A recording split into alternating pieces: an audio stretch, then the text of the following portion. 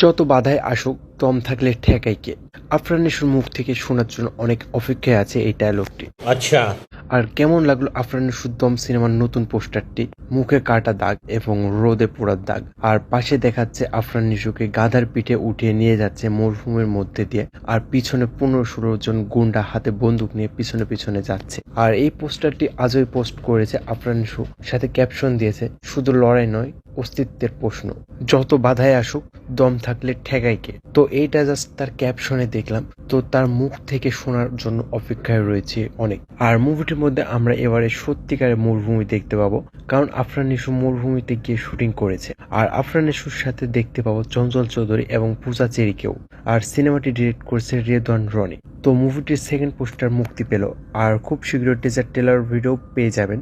আর এখনো যারা cinematic MH6 চ্যানেলটি সাবস্ক্রাইব করেননি তারা অবশ্যই সাবস্ক্রাইব করে নেবেন পরবর্তী আপডেট পেতে। তো সবাই ভালো থাকবেন, সুস্থ থাকবেন, আর হ্যাঁ, পাশেই থাকবেন।